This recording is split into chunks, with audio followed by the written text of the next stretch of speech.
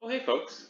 So we're here today playing Magic the Gathering Arena for the first time on camera. I got this game at the end of last week, finally got the invitation to the closed beta, and I've been having fun with it ever since. Although, because of the nature of the game's reward system, you can't actually play a ton of it every day. You only get about an hour to 2 hours of content a day. During that time, you're completing quests, earning your daily wins, and in general, just trying to grow your collection so that eventually you can play the drafts, play the constructed tournaments, and have a little bit more of an interesting experience in those queues rather than just playing the ranked constructed play. But today, we're going to be doing the ranked constructed, trying to meet this quest of casting 30 green or white spells. I haven't played a green-white deck yet, except for the kind of shitty green-white intro deck that it provides you when you first get the game, so we're going to have to put something together here. Thinking about what I'm going to be able to do, well, there are 5 sets available in Arena right now. There are Amonkhet and Hour of Devastation, where green-white is cat tribal, a bit of a go-wide strategy. There is Ixalan and Rivals of Ixalan, where green-white are dinosaur colors. That's a much more go-tall strategy. And then Dominaria is also available, and it's actually where I have the most cards, and Dominaria is another go-wide strategy with less of a tribal theme. So, honestly, we're going to probably end up ignoring the dinosaurs for the most part. We're going to try to put together our Amonkhet block and Dominaria cards and try to get a good go-wide deck going here. Maybe with a major cat theme, maybe just a cat sub-theme. We'll have to see how it goes. So, first thing I'm going to do is put my mana base together, and that's pretty straightforward. We don't have a ton of options. We do have 2 copies each of these spell deserts from Amonkhet. So we're going to, from Hour of Devastation actually.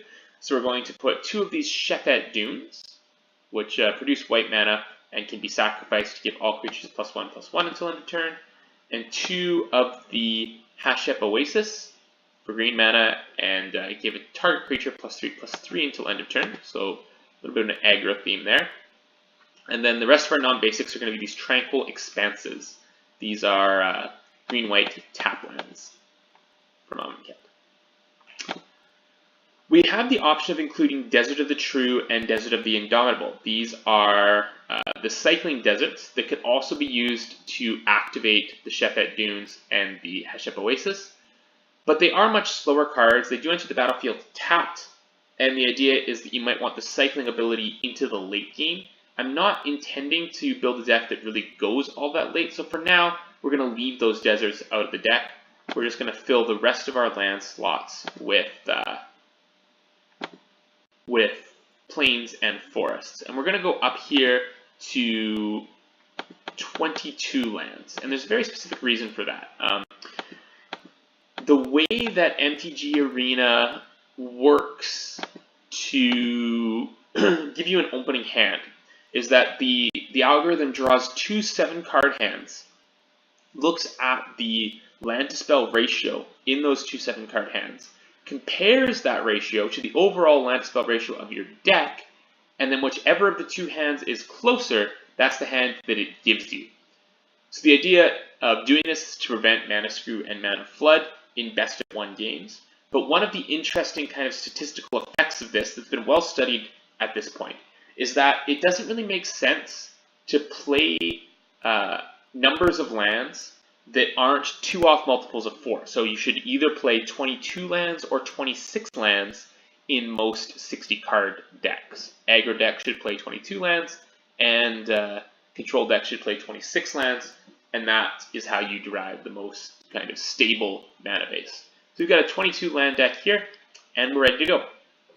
So, like I said, we're going to want to build a go-wide deck here with a token sub-theme.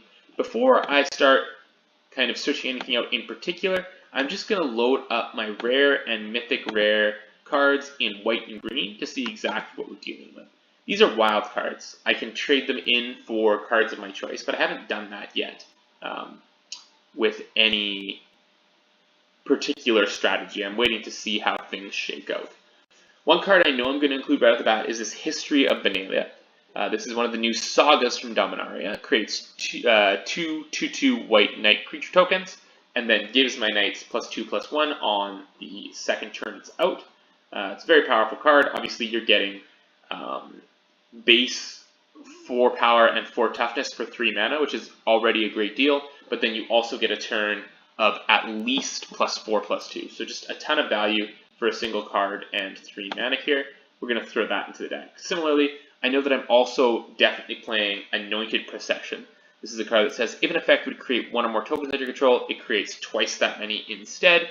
We're going to have a lot of token producing effects, so yeah, Anointed Procession is getting in there.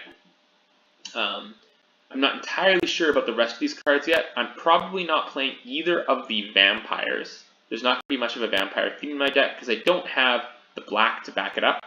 I might still end up playing Bishop of Binding because this is a reasonable card even without other vampires, but I'm definitely not playing Maverick Fane as much as I love this guy. I'll probably end up playing stuff like Glorybound Initiate just for value, but it isn't going to contribute to my overall strategy, so we'll come back to that. Let's see, what else have we got here? Shahale, Voice of Plenty. This is perfect in this go wide strategy. She comes in, protects all my dudes, and eventually starts putting +1/+1 counters on everything. So yeah, that's exactly what I want. Crested Sunmare. This is at the beginning of each end step, my and my opponents, if I gain life this turn, create a 5/5 horse creature token. So yeah, another good addition here. Regal Caracal. I knew I was playing both of these guys. These are Cat Lords. When they enter the battlefield, create 2 1/1 white cat creature tokens with lifelink, and then other cats I control also get +1/+1 and have lifelink. So we'll throw those in there. Other things, Pride Sovereign, I should talk about right away. Pride Sovereign gets +1/+1 for each other cat you control, and we can pay a white to tap and exert Pride Sovereign to create 2 1/1 white cat creature tokens with lifelink. So yeah, we're getting that cat theme really in there right away. I might end up playing Chandler's Initiate for mana. I might end up playing Mouth for another token producer, but we're not certain about any of that yet. Teddershoot Dryad is something I'm definitely playing. So this is, at the beginning of each upkeep, create a 1/1 green sapling creature token, so fitting into the go wide theme. And then if I have the City's Blessing, which means if I control 10 or more permanents, then the saplings get +2/+2 and become 3/3s. Might end up playing any number of these: Vizier of the Menagerie, Waker of the Wilds, Verdant Sun's Avatar. They're all reasonably powerful cards, so I might come back to them. But for now, I've pulled up the cards that are going to really support me in my token go wide theme. So let's drop the focus for now on, no, we still want green and white, but on rare and mythic. And let's just look at my token options specifically in the rare, or the common and uncommon slot. So, Anointed Priest allows me to gain life whenever a creature token enters the battlefield under my control, and it can also be embalmed to produce tokens itself. I think I'm going to want its defensive ability in here. Maverick Fane, again, we don't have the vampires really to support him, so we're going to leave off with that right now. If we eventually include things like Queen's Commission, which isn't a bad little spell, then we might come back to thinking about Maverick Fane. We'll think about that. Mouth, again, something that we might end up playing. This guy, though, other dinosaurs you control get +1/+1, and for 6 mana, create a 3/3 dinosaur token with trample. I think that's just too big for us to play. Okay, so not a ton really there in terms of the tokens we might be playing.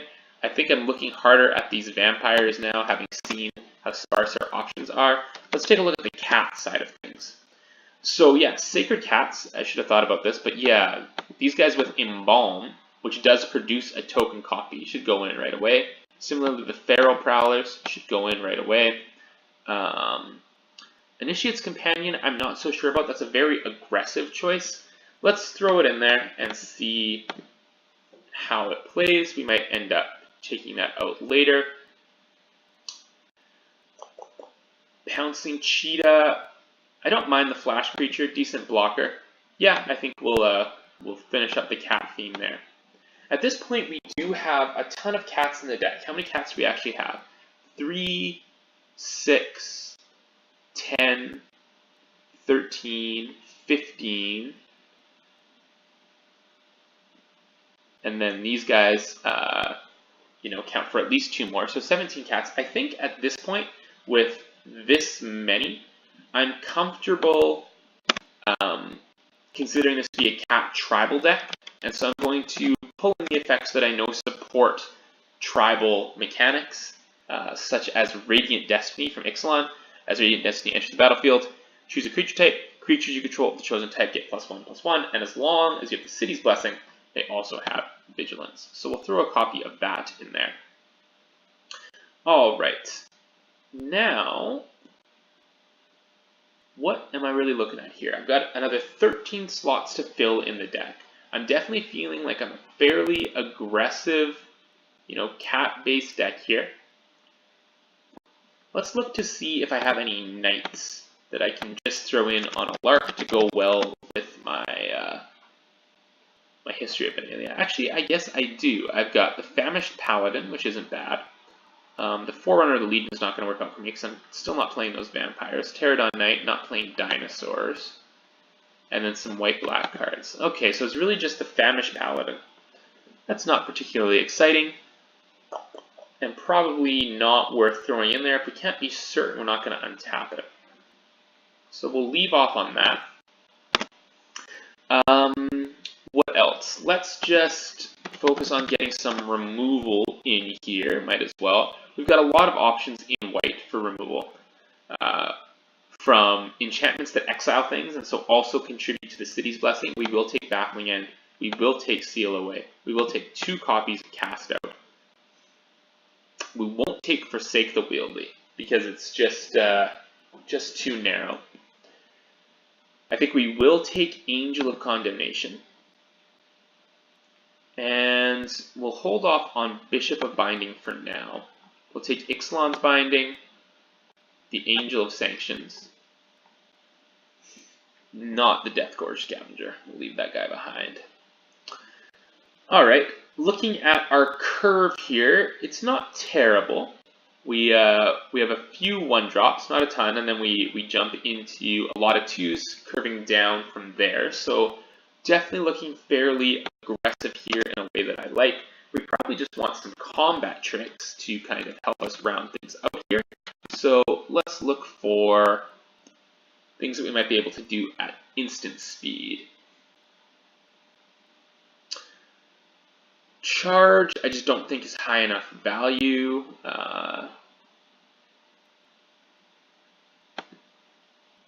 Glorbound Initiate. Yeah, we were talking about this guy earlier. I think we're definitely going to throw him in there just for some aggressive value.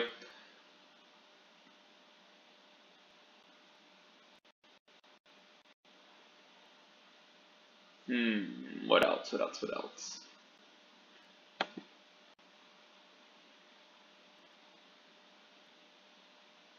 Maybe the Bishop of Binding is good enough to go in here, and if we put the Bishop of Binding in, then I am comfortable putting Mavern Fane in as well as the 2 copies of Queen's Commission. We'll get those in there. 1 more card. What am I really wanting here in terms of my mana curve? It doesn't seem to matter all that much. We can take something at most slots. Let's just look at some kind of crazy high-end payoff. What do I have in those terms? Angel of the God Pharaoh, Mouth to Feed again, bunch of big old dinosaurs and worms. Verdant Sun's Avatar. Yeah, that'll do. That'll do as good high-end. Awesome. Okay, so there is my deck thrown together. Nice little aggressive green-white go-wide deck with a bit of a cat tribal theme. We're going to see how that all works out. Thanks for watching.